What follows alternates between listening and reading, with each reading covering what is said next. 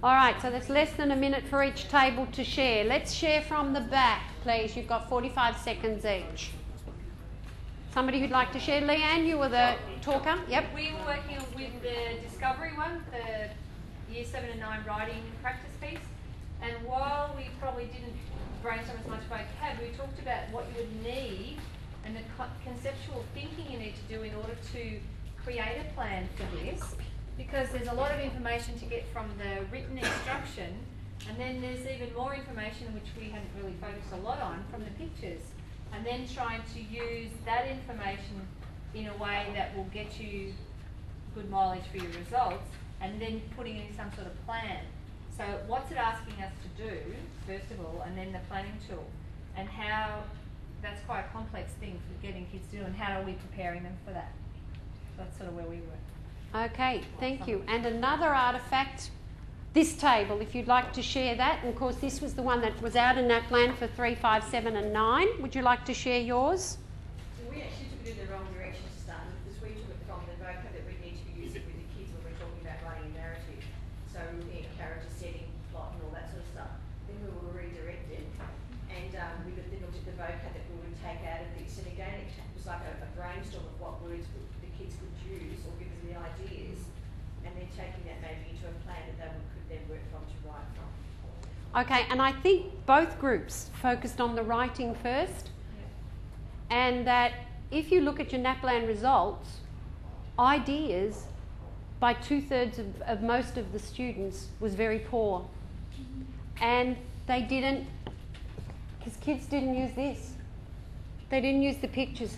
Kids did what they were asked to do. They went straight to the text. And the text didn't give them as much. Instead of developing a lovely imaginative story or a recount, they could have used all these pictures or some of these pictures to invent. And that's what they didn't choose. Why didn't they choose that? Because as teachers, we don't present this often enough. And what we need to do is actually talk it to them and drill it down. And say when you present something like this, don't look at the words first, look at the pictures. Brainstorm what you see in those pictures. How descriptive? Today you're going to write a narrative story. The idea for your story is found. Do something different, exciting, find an opportunity, write about a solution, think about, remember. It was quite open-ended, yeah. And that in itself, we don't give enough open-ended of those tasks. Okay, so 2 artefacts, 2 tables came up and did probably exactly the same thing. That's where we have to maybe think about changing our practice and making sure we know all the parts ourselves so that we can teach those parts separately and then bring them together again as a connection. Okay, we had then an artefact in the centre table, the map. Don't just accept, can I use the example of physical features?